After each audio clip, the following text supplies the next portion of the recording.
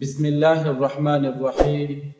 انتهائی قابل قدر والاحترام معزز سمعین، یو ملګری سوال کوي څه په ټول منځه کې اعوذ بالله من الشیطان الرجیم او بسم الله الرحمن الرحیم کوم ځایونو کې او کله کله ویل پکار دي؟ الجواب وبالله التوفیق.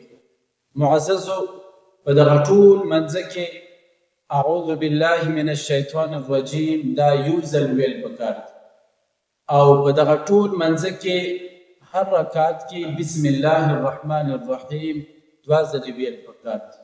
کله مو تاسو منځه لپاره تکبیر تحریمه وو، نو په دې ځای کې به مو تاسو شروع ثنا نه کوو، یعنی سبحانک اللهم وبحمدک وتبارک اسمک وتعالى جدك ولا اله غیرک.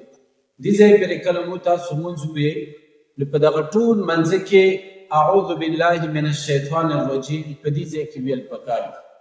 دې نه بعد بیا بسم الله الرحمن الرحیم، بیا سوره فاتحه یعنی الحمد لله رب العالمین تر وللطالب پورې.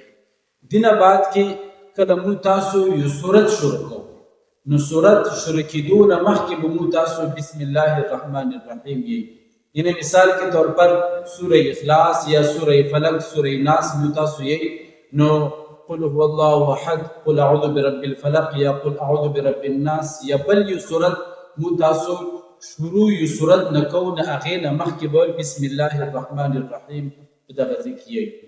نو دې نه بعد بیا رکوع ته لاړ شي، او رکوع نه بعد کې بیا سجدې شوي. سجدو نه بعد کې څه کله مو تاسو پڅېږو، نو په دې ځای کې به مو تاسو بسم الله الرحمن الرحیم ویئ، هغې نه بعد سوره فاتحه او سوره فاتحې نه بعد کې به بیا بسم الله او بسم الله نه بعد کې سورت.